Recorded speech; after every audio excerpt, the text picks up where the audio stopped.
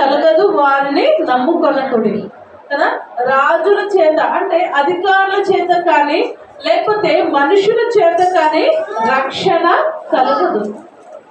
రక్షణ అవును వాళ్ళు అంటారు మేము వాళ్ళు మనకు మాటిస్తారనమాట, మేము చేస్తాము అని వాళ్ళు మనకు మాటిస్తారు. కానీ వాళ్ళ నుండి ఏది కూడా కలగదు వారిని నమ్ముకొనకుడి. ఎందుకంటే వారి ప్రాణము వెడలిపోవును. మాట ఇచ్చిన వారు ఉంటారండి, నిరంతరం మీతో ఉంటారా? నిరంతరము ఉండరు. కానీ ఇక్కడ ఏమంటున్నాడంటే వారిని వారి ప్రాణము వెడలిపోవును, వారు మట్టిపాలగుదురు, వారి సంకల్పము నాడే నశించును.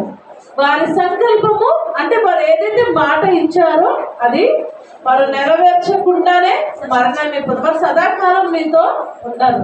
కానీ ఇక్కడ వాక్యంలో దేవుడు స్పష్టంగా మాట్లాడుతున్నాడు ఏంటంటే ఎవరికి యాకోబు దేవుడు సహాయుడగునో, ఎవడు తన దేవుడైన యెహోవా మీద ఆశ పెట్టుకొనునో వాడు ధన్యుడు. హల్లెలూయా. కదా మనుషులను మనం నమ్ముకున్నట్లయితే, రాజులను నమ్ముకున్నట్లయితే వారు మాట ఇస్తారు కానీ వారు నిరంతరం మనతో ఉండలేరు, మాట నెరవేర్చలేరు. కానీ దేవాది దేవుడు ఎవరు దేవుని మీద అంటే ఆధారపడతారో, దేవుని మీద ఆశ పెట్టుకొని ఉంటారో వారు ధన్యులు. ఎందుకు అంటే ఆయన ఆకాశమును, భూమిని, సముద్రమును, దానిలోని సర్వమును సృజించిన వాడు. ఆయన ఎన్నడూను మాట తప్పని వాడు. హల్లెలూయా. మాట తప్పని దేవుని మనము ఆరాధన చేస్తున్నాం, మాట తప్పని దేవుని మనము స్తుతిస్తున్నాం కదా. మనుషులు మాట తప్పుతారు నిజంగా.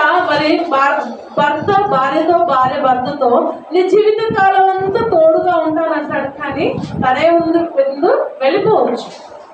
ఎవరు కూడా జీవిత కాలం అంతా తోడుగా ఉండలేరు. కానీ దేవాది దేవుడు జీవిత కాలం అంతయు మనకు తోడుగా ఉండే దేవుడు.